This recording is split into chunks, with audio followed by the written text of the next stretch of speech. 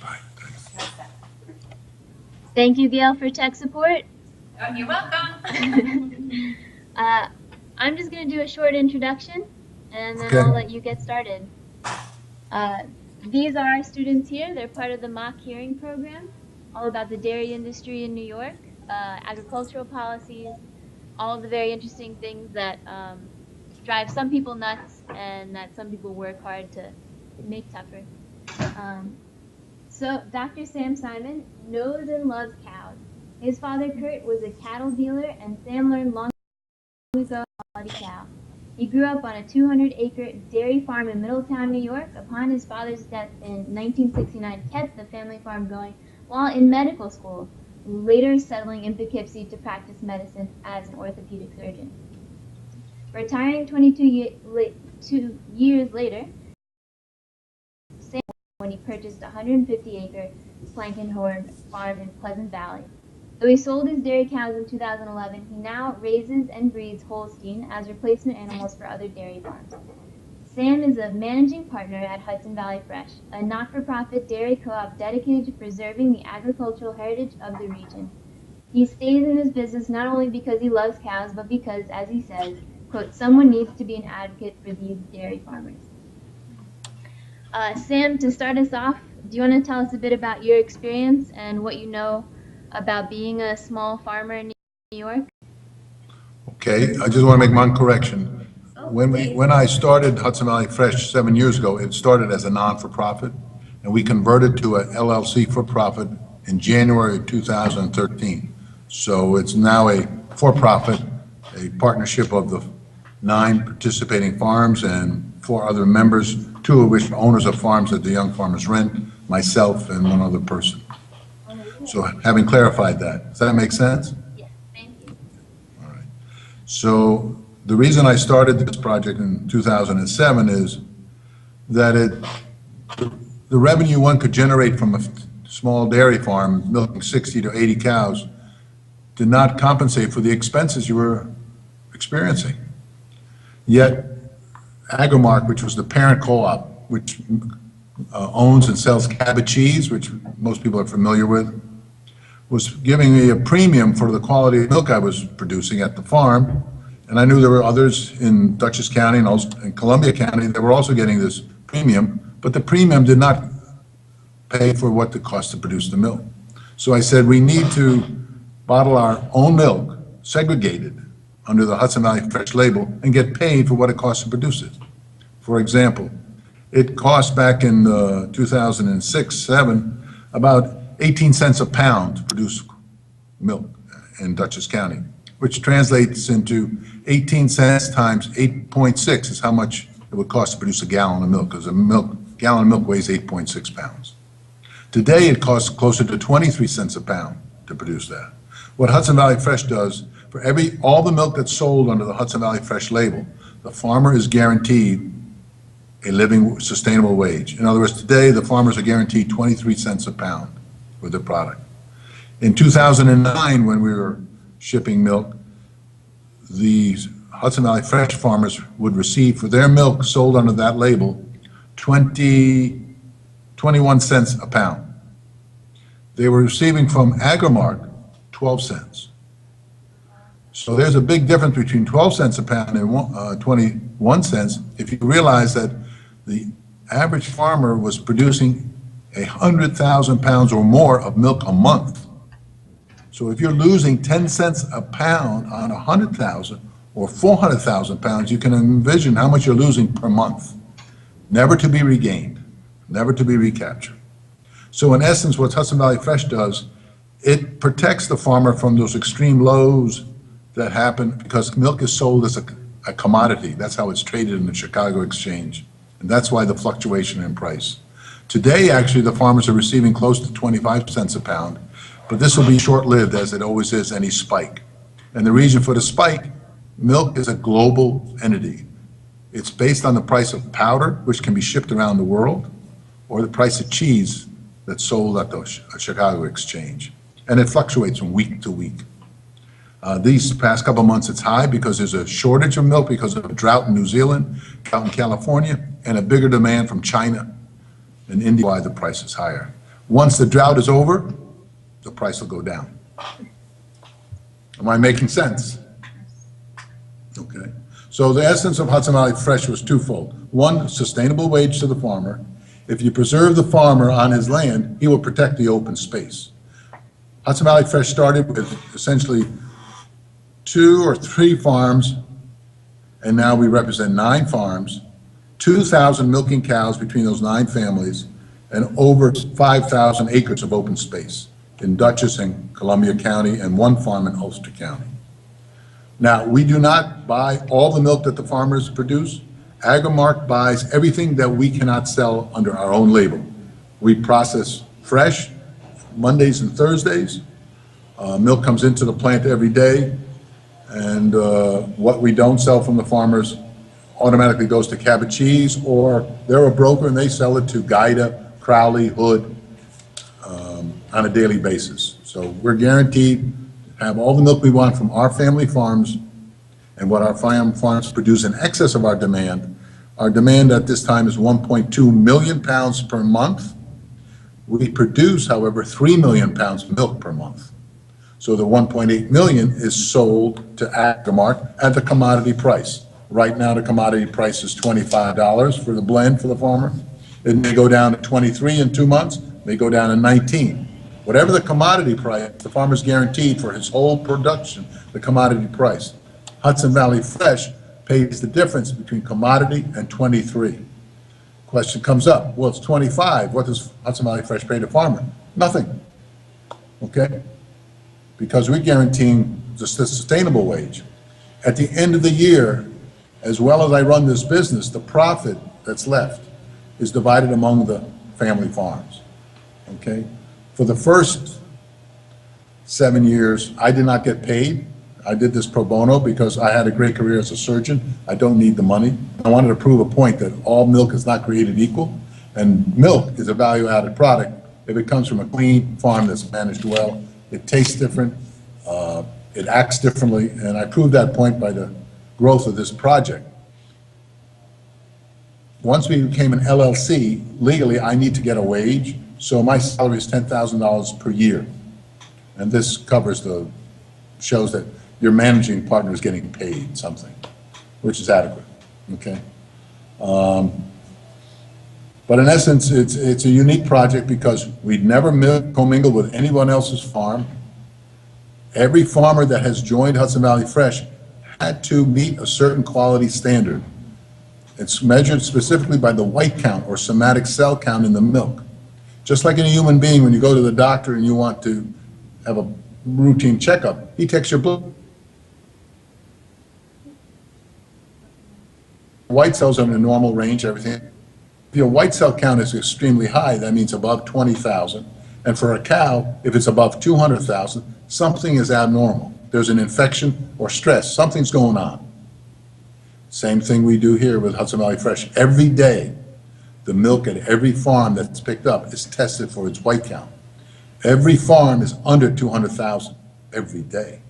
The farms range between 45,000 and 180,000 on a daily basis. And it can range in that, because you could have a cow that's a little high, but in the blended milk from that farm will be below 200,000. If the farm's milk runs above 200,000 for a few days, we will hold that milk and ship it to Agrimark, for Cabot, to Hood, to someone else, but it won't go into the Hudson Valley Fresh bottle. Because we only demand 1.2 million, we have 1.8 million to play with, right? So we always have more milk than we need, purposefully. We never have a problem with meeting demand, and I also have control with respect to trucking from a specific farm if there's an issue. And issues can arise. This summer, we had one.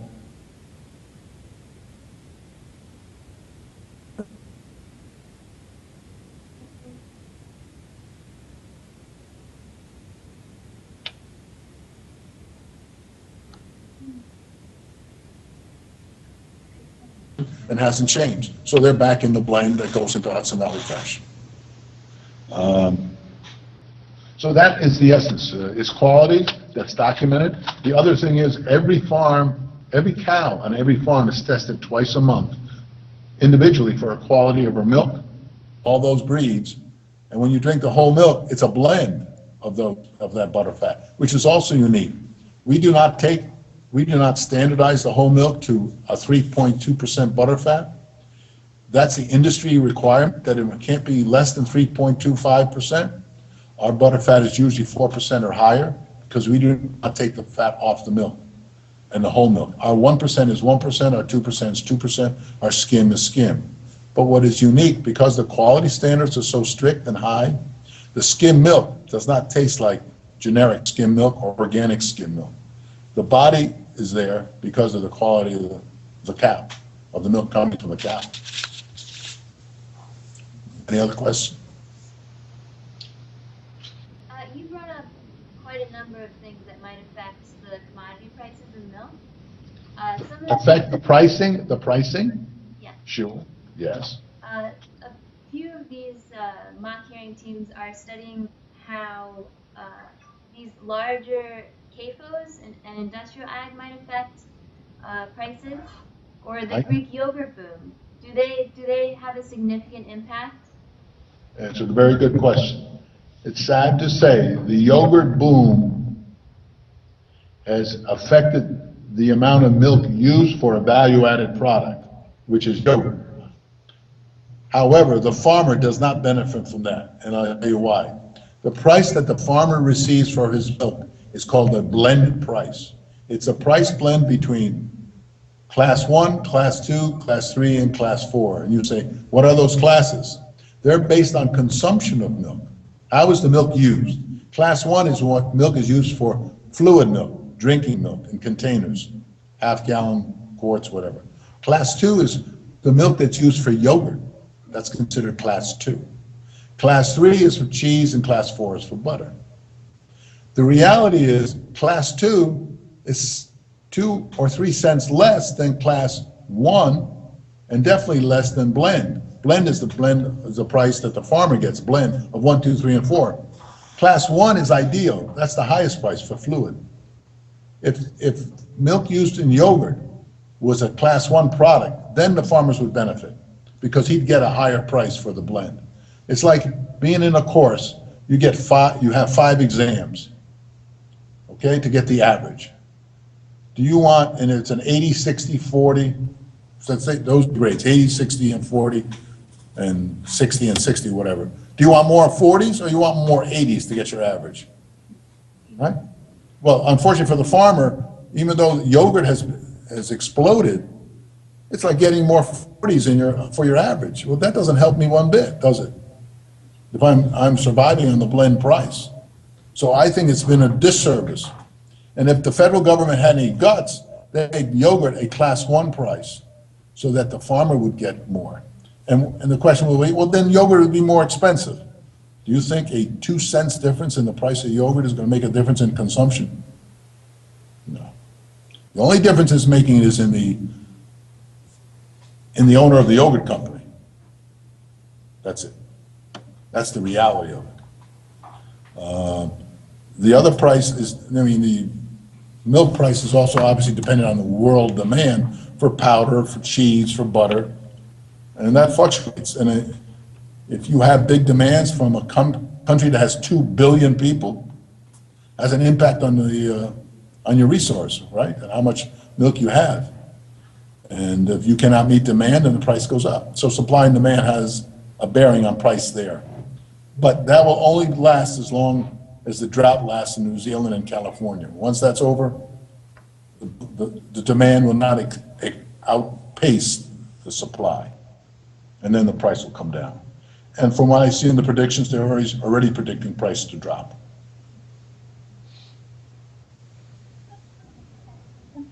So you said making yogurt a class 1 price would be a 2-cent difference for the consumer or for the owner of the yogurt company? Yogurt company. Okay. Would it go up for the consumer as well? Barely. Yeah, he'll pass it on, of course. Okay. It may make 4 cents to the consumer. Okay. So It'll be an increase. I'm using that as a number. It's a vague number. It's Yeah. a 6 ounce container, and a 2 cents a pound difference in milk. Okay, if you do a 1-to-1 ratio, yogurt is 1 to 1 pound. How much difference do you think it's gonna add in a 6-ounce container? Less than half, right? A penny.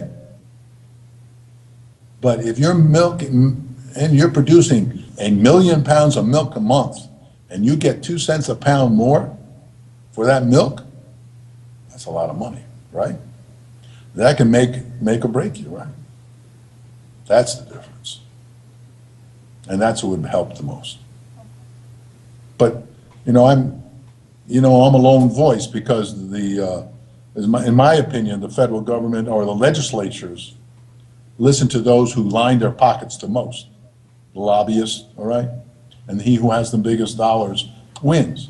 And I guarantee you, those who produce yogurt do not want to pay class 1 price for the milk. They'd rather pay class 2 because the margin is greater for them, right? So why would it ever be changed to class 1? Like, Only when the legislature has guts. And will that happen? I haven't got a clue. They don't show too much guts, yeah. right? It's actually funny you say that because the team right in front of you, what they want to do is act as almost a lobby for small farmers. Advocate, right. Well, if you want to do something that will have a change and lift all boats, you advocate for that. Make yogurt consumption a class 1 product. Then you've done something. Get a voice, get a sympathetic ear on that, you will shock them. And then you show them the difference. Let's say 16 ounces in a pound, all right? 2 cents a pound difference to the farmer, okay, from class 2 to class 1, okay? Big deal. What's a penny in 6-ounce yogurt, right? That's what it is, a penny, right? But just like the farmer who makes produces 1,000,000 pounds, the yogurt manufacturer said, well, yeah, but I make 1,000,000 pounds of yogurt, so it'll affect me too. Correct, but you pass on your cost to the consumer. The farmer can't pass on his cost. He's a prisoner of the commodity market. You follow me? He does not have control of what he receives for the product he produces at the farm. Because if it costs me for argument's sake, if it costs me $26 or 26 cents a pound to produce milk in Dutchess County next year, I can't charge that. I can only receive what they tell me I'm going to receive based on the Chicago Exchange. I may only receive 19 cents a pound. I have no control. But if the yogurt manufacturer has to pay 26 cents, I guarantee you, he passes it on to the consumer, and the consumer will buy it. If he wants yogurt, he'll buy it, right? And if it's a penny difference or 2 cents difference, do you think sales of yogurt will change? Do you? No. So they can use that. It's just they don't have the backbone to do anything like that because the rules of the dairy industry and the pricing have been in place since 1936. And they haven't changed much since. Any questions about About the welfare of the cows, sir. Animal welfare, yes. Yeah, I'm curious, when it comes to small farms, where is that fuzzy gray line between the large small farm and the CAFO, and how does that impact the welfare of the cows? Can you give us? Sure. Let me give you, unfortunately, let me give you the truth. This is so much misinformation. CAFO is a friend to the cow, not an enemy. What is Concentrating Operating Feeding Organization, which really is a very highly regulated system that requires careful monitoring of waste management, cow care, stewardship of the land. It's those who try to fly under the radar and not be CAFO that you have to worry about milking 200 cows or 290 cows in New York. Those who are milking 400, 500, 600, they under CAFO regulations, and those cows have 90+% of the time have an excellent environment because the rules are very strict. The small farm can be great stewards of the land and cows and can be poor stewards. Believe me, I've seen them. You wouldn't want to drink anything from those farms. Just because they're small doesn't mean they're clean, doesn't mean they're good stewards of the cow or the land. They may want to project that. Until you walk and look at the farm, you never, do you follow what I'm saying? You want to see the farm. And obviously, you can't see every farm, but unfortunately, it's not what it's advertised. Large farms, industrial farms, if managed well, produce a premium quality milk and the cows have a good environment. Those farms that are not managed well, those cows have a short life, there's no question. But CAFO is the friend to the large farm because of the strict regulations.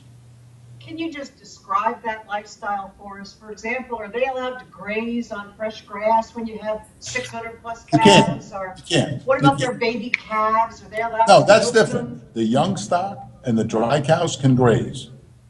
It's the milkers that you can't graze when you're milking 600 because you can't herd them together to get them in the barn. The other issue, when you have 600 cows out there, do you know what cows are herd animals? What's that mean? They walk together. Do you realize what 2,400 hooves can do to the soil in one spot? That's like having an So excavator. Smaller is better. Huh? Smaller is better. Smaller is better. Yeah, if you want to do a grazing, absolutely.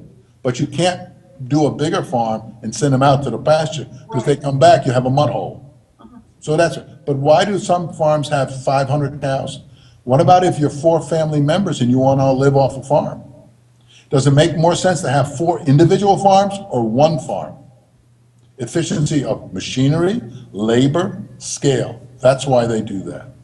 And if you look at those farms, you'll see how well they're run. And then the family, if you have a father who has 2 sons who want to come back into farming, do you buy 2 separate farms or do you try to expand the farm you have? And that's a business decision. That's efficiency of labor, cost. Machinery is extremely expensive. Well, let's talk about this region. You know, your harvest starts, your planting season starts in April, May, but it's over November, right? 6 months, the machinery is not being used at all, right? So if you have the same machinery is used to plant the corn, plant the soybeans, and then harvest the hay, and then harvest the corn and soybeans, do you want to have 6 separate sets of machinery, or you want to have 1 set that does all of it for 4 families? And when the machinery can cost you $250,000, do you want 4 pieces of $250,000 or 1? So those are the things that come into the consideration as well. So yes, you see these pictures of, I saw the movie Food Inc., right? And it may turn your stomach, right? But that's not necessarily the majority of farms, okay?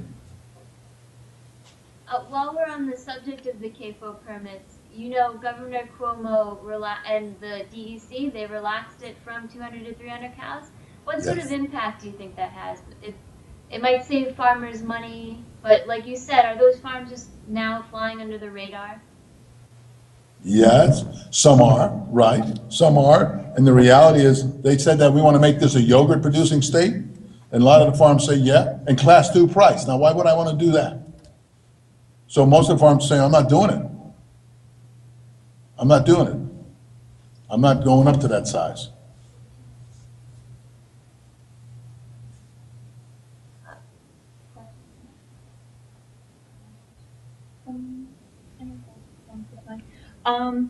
So you said CAFOs are a friend to the cow.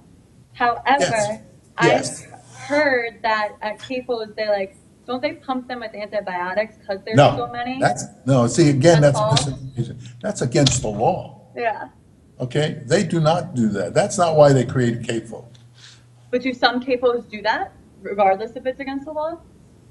No, you know why? Every time the milk is picked up at the farm, before it goes into the tank, and as it goes into the, it's tested for antibiotics. If it's detected, there's a major fine. The second time, the entire trailer load of milk, the farmer has to pay for. Third time, he's out of business. Done. There's no question, you're done. Farmers don't do that, okay? All right? Now, if a cow is sick, will they treat a cow?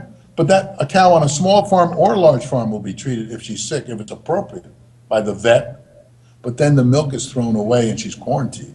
And the milk is thrown away at least 5 days after the treatment, so to make sure it's out of the system. All right, because they do test for several antibiotics every day they pick up. It's not like they skip a day, every day. And the tests are very sensitive. Because you can have it's thrown away. There's some cheese companies who use that milk. But if it's not going for cheese, it goes into the dump. So, yeah, they're very strict. And the reality is, if you ask any food inspector who tests milk, they have shared with me that the number one trailer load of milk that has antibiotic in it is an organic truck. You know why that is? They treat their cows with antibiotics in the udder after they dry, after they've milked and they're resting, they have that dry period. Prophylactically, they'll use antibiotics in the udder, and it sits there as to prevent either clear infection or protect from infection while they're in the dry period.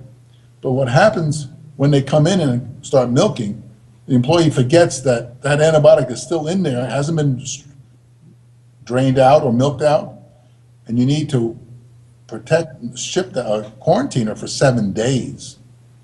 If you don't do that, it's in the milk. So to feel that it's safe or it's antibiotic free, not necessarily. Mistakes can be made, but it's tested before human consumption.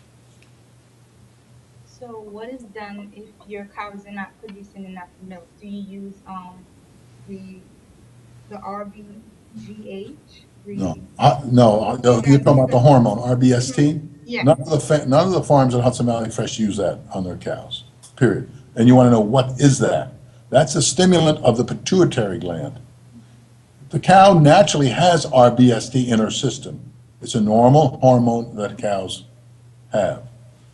What big farms, some farms try to do is use RBST, inject the cow once a month to fool the pituitary gland to make believe they just had a baby, so they will milk more. Okay? It's not a false, it's real to the cow. But what that does for the farmer, he doesn't have to breed the cow back. She can milk for 500, 600 days, and then they slaughter her. Okay? Some cows withdraw the RBST and then try to breed them back. But in general, once a cow is on RBST, it's very hard to take them off. But for years, nobody has used it in the Hudson Valley Fresh project because it's an artificial stimulant for production, and it's not necessary. Quick question, what's the average age that a dairy cow is sent to slaughter? You ask a good question.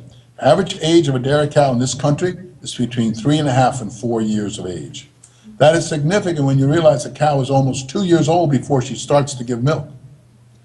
And if she has a 9-month gestation, that means she at most will have 2 gestations, 2 babies, and then she's dead. Some of that is because of industrialization of farming and dairying.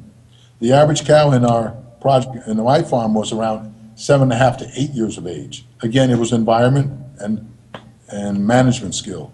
Exercise, being able to be out on the pasture, walking, will aid in longevity, correct. So the average age of the cow in this country has shortened over the last 10 years, not lengthened. What happens also in the big farms where they can milk 200, 300, but you've got to realize some of these farms that really produce a lot of milk in this country are milking 10,000 cows, not 200, okay? You should realize also in the Northeast, and I mean go from Burlington, Vermont, west of Pittsburgh, south to Maryland, or Washington, D.C. You do that triangle, that geographic area consumes 45% of the dairy in this country. All right? Okay, think about the population, though, from Vermont south, Boston, New York, Philly, Pittsburgh, Washington, D.C. You've got a congested, heavily, densely populated area. Consumes close to 45% of the dairy. Do you know what percentage of the dairy is produced in that geographic area? Any guess? 30%? How much? 30? 15% of the country's dairy is produced in that area. So we consume 45 but only produce 15. What is that? Where do you think the milk comes from? West of the Mississippi. Okay? California. One county in California, Tulare County, produces more milk than the entire Northeast. The entire Northeast, the geographic area that I outlined, cannot produce as much milk as one county in California. They milk 50,000 cows in some settings. All right? What do you call feedlots? of impact does that have on New York farmers? Do they think that, do they want to industrialize like that? Do they want to be like California? I didn't follow your question. Uh, what impact do the large Midwest and Western farms have on New York dairy farmers? Is there a trend towards industrial farms in New York? I guess that's my question. There's a trend to larger farms because of efficiency of scale. The impact, in my opinion, is negative because they do not, supply and demand controls price. If the price goes up and you add more cows and you produce more milk, it'll decrease the price. So if you want to have a steady price, you need to have control of supply. I personally believe, and this is a very personal opinion, it's not a general consensus, I believe in a quota system. That by, you produce what the country needs and what your demands are for your product. Canada has a quota system. In other words, each farm is relegated to a certain volume based on history. How much have you produced the last 3-4 years? If you stay within 4 or 5%, 3 or 4% of that average, you know what your price will be every day, and it will not fluctuate like a commodity price like in the United States. If you go over that production, you get very little for it.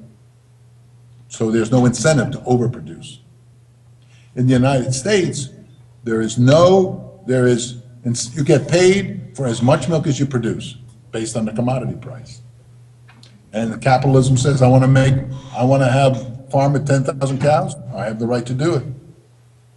And the farm says, I got 5 family members, I want to grow and grow and grow. That's the other argument.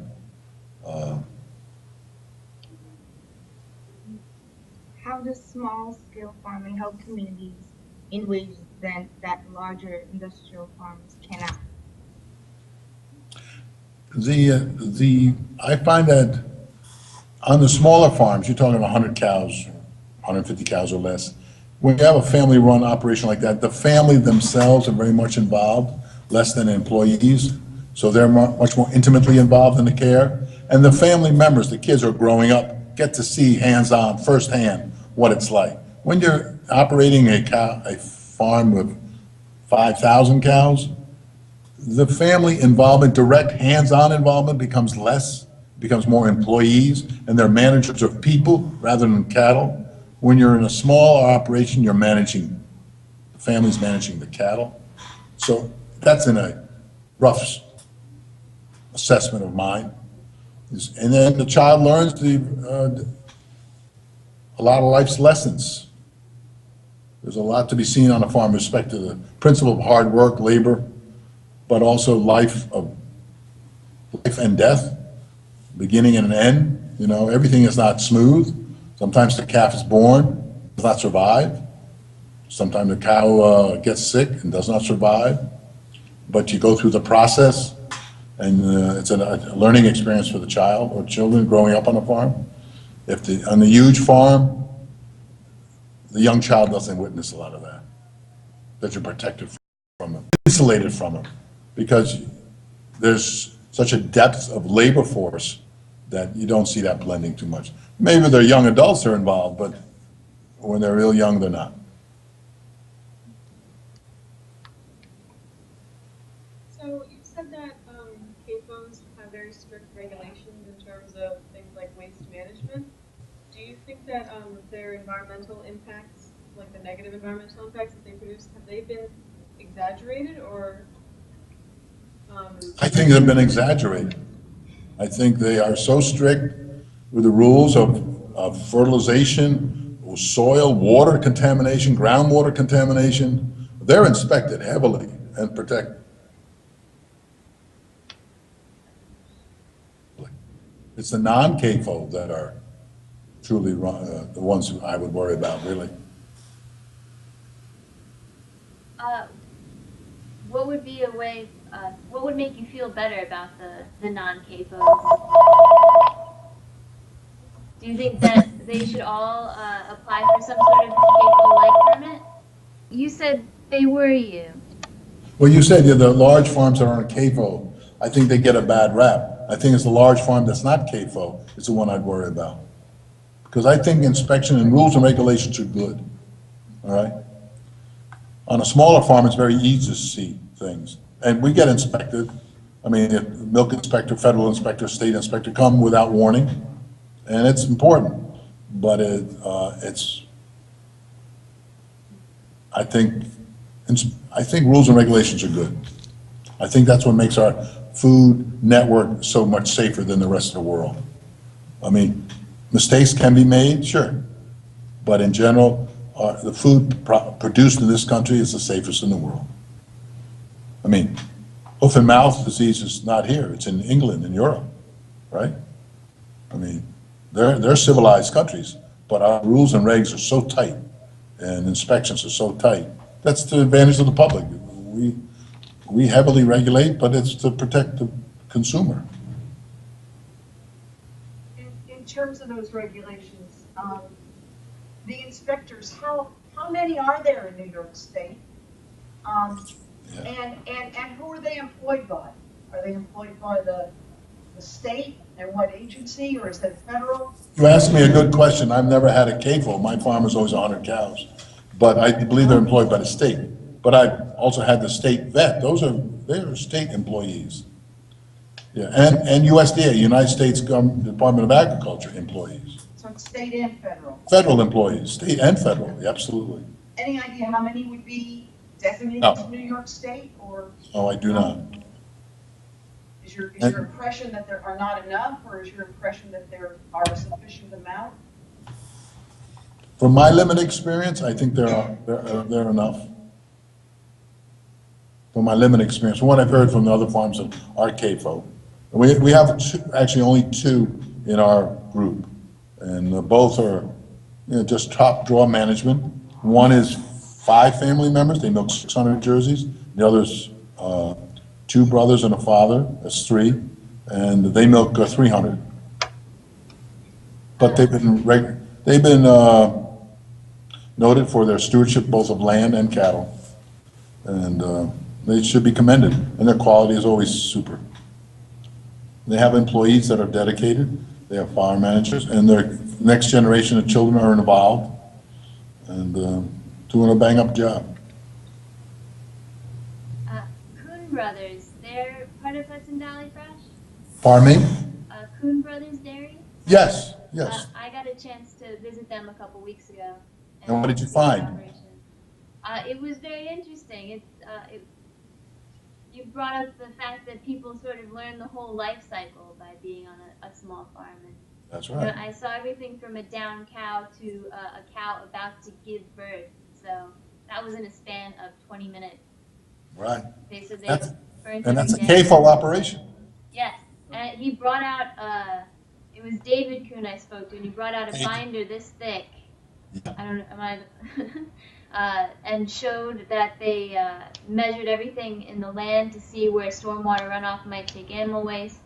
And they had a giant container, not for milk, but for the animal waste. Oh, Yeah. Right, right.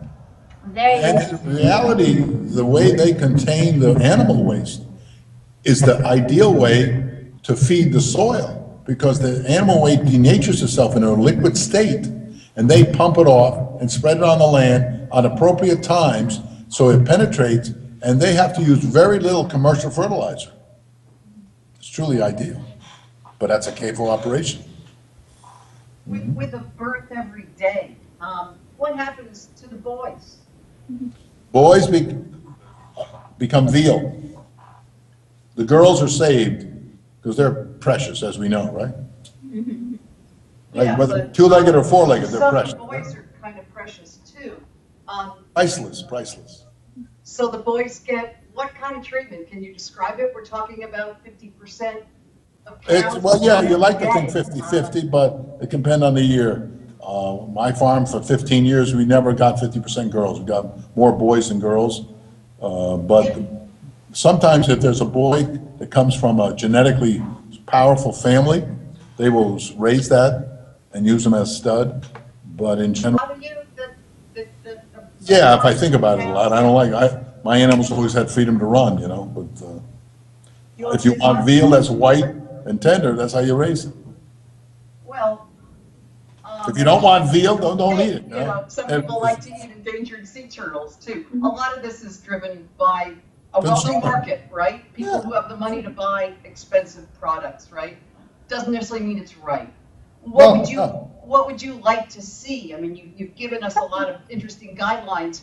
What would you like to see happen to the baby boy calves? What do you think should be their destiny? You know, their destiny should be whatever the owner wants. As far as I'm concerned, they can be raised as bulls, but we don't need that many. And you're gonna have prime beef, you know, I don't need veal.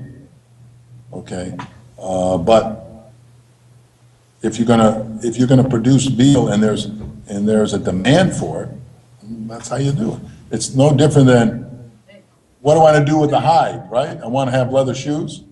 Yeah, there's a demand for ivory too. You know, at what Ivory, point do right. you say no more? Yeah, but you yeah, know? sure, ivory, right, You I know? understand. Okay. I understand. But, you know, I like a tender steak too, right? There's a certain way they're gonna do it. Gonna raise it, right? And do I feel, you know, some beef is raised on all grass, some beef is finished with corn, right? There are people who say, I don't wanna have corn in my diet. Well, I wanna eat a piece of meat that's been finished with corn because it's marbleized and tender.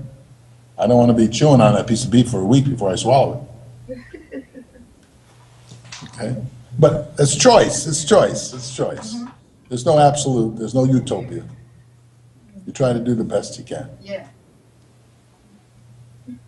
We have a little over. So I answered, but I didn't answer. We have a little over 10 minutes left. You mentioned the commodity classes and the pricing, but what other regulations, administrative changes, or other government policies do you think could be added or amended to support New York dairy farmers, especially in light of the Greek yogurt boom? The one I just mentioned before is, I think, is the number one. Yeah. I think they put into place now what's called marginal insurance, which I think is a good idea, which means when the cost of producing 100 pounds of milk, the margin is less than $4 a hundredweight or 4 cents a pound, then there's an insurance that is protecting the farmer for the first, I think, 3 million pounds of milk. And after that, if he wants a bigger margin, he has to pay into it. I think that's helpful, because what's happened when the commodity prices fluctuate so dramatically, and you don't even come close to meeting the cost of producing milk based on the cost of soybean, hay, corn on the open market, you need some protection against that. And I think that's helped. But I would, if there was a more equitable distribution of the usage of milk and pricing for that, I think that would be the greatest benefit to the farmer. And if it's based on real supply and demand, then I think the playing field will be more level. That insurance program, that was part of the recent federal farm bill, right? Correct, it was. It's part of the federal farm bill, and I think it's helpful, yes. Yeah. That's the only thing in dairy that's changed in the farm bill. Since what did you say, 36? Yeah, yes. If you look up, there's been very little change in how they determine the price of milk to the farmer. Right. There are lots in the farm bill that has to do with tobacco and cotton. It has absolutely nothing to do with dairy. Is there anything that makes you hopeful about the future of New York's dairy? And is there anything that worries you? What worries me is the instability of the price is still a commodity. I think that's what worries me. I think if the price was more related to the consumption of dairy products, which being, again, the subject of yogurt, if there was a closer relationship to that, not drinking milk, but they're eating more cheese, they're eating more yogurt. They're drinking less fluid milk. It's remarkable, though, for Hudson Valley Fresh, we sell, our biggest seller is whole milk. And that's for consumption, either in coffee, lattes, cappuccinos, schools. The schools are doing 1% skim, obviously. And personally, as a physician, I think that's foolish. Kids should be drinking whole milk. And you'll say, well, why should they? Because vitamin A and vitamin D are fat-soluble vitamins. They're in the fat of the milk. You need vitamin D to absorb calcium. Until age 20, I'm giving you a round number, that's when you absorb calcium and store it in your bones. After that, you leach it, you lose the calcium, and you cannot reverse that cycle. So if your storages aren't full, that's how you get osteoporosis and osteopenia, especially in females in their 50s and 60s, if they did not build stores heavily enough when they were young kids. Granted, skim milk and 1% milk, you see added vitamin A, vitamin D. You do not absorb it in the same way as you do when it's a naturally occurring vitamin in the fat of milk. They're doing them a disservice by discontinuing whole milk in schools or whole chocolate milk. It has nothing to do with obesity. That milk did not create the obesity problem in this country. That's a bunch of bull. Okay, processed and fast foods and lack of exercise, that's what's causing the obesity problem, not milk. Milk is probably the most nutritious, milk and dairy, I mean, it's critical to kids. And as a surgeon, an orthopedic surgeon who operated on a lot of women who were proud to say, well, I don't take dairy, I eat tofu, that's the worst thing in the world for a young woman. That's their sole diet. And that's just a fact. So take in your dairy in whatever way you like. Yogurt is great, cheese is great, milk is great. But little kids going through school should be drinking whole milk. So we're getting Which- lessons on dairy and some life lessons too.